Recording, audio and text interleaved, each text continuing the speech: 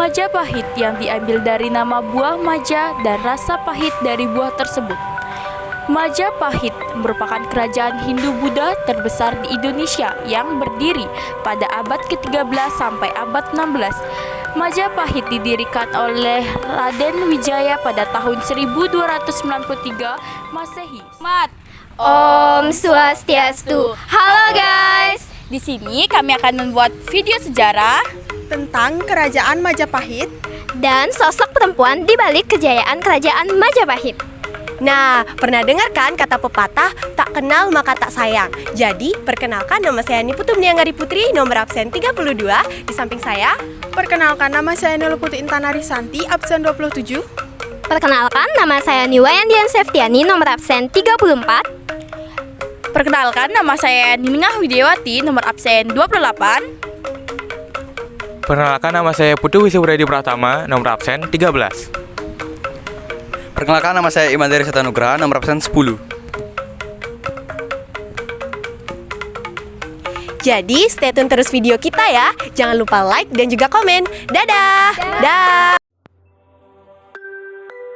Masa pemerintahan Raden Wijaya berlangsung selama 16 tahun, yakni pada 1293 Masehi hingga 1309 Masehi.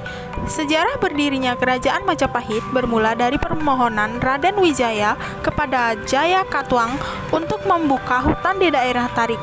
Raden Wijaya dan Wirajaya akhirnya mampu membangun kekuatan untuk menyerbu Jaya Katuang.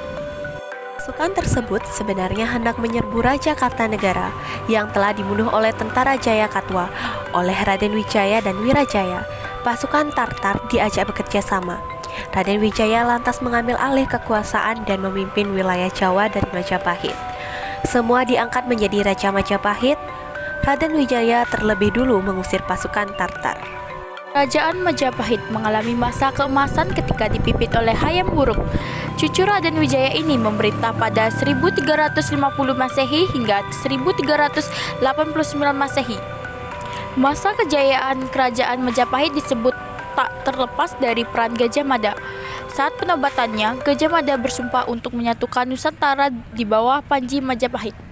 Mun huwus kalah Nuswantara isun amukti palapa, lamun kalah ring gurun, ring seran, Tanjung Pura, ring haru, ring pahang, dompo, ring Bali, Sunda, Palembang, Tumasik, samana isun amukti palapa.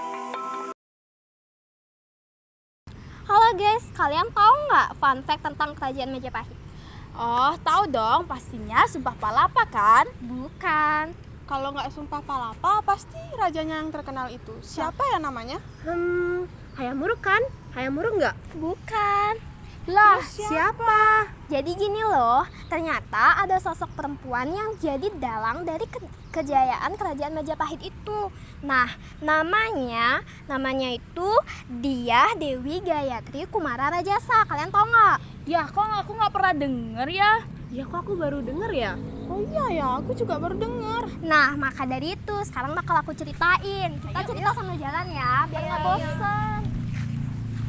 Jadi gini loh guys, yaitu terlepas dari ketenaran Raden Wijaya sebagai sang pendiri Majapahit, Hayam Wuruk si pembawa masa keemasan bagi Majapahit dan Sumpah Palapa milik Patih tersohor Gajah Mada, ada sosok perempuan pemberani yang menjadi dalang dari semua kejayaan Majapahit.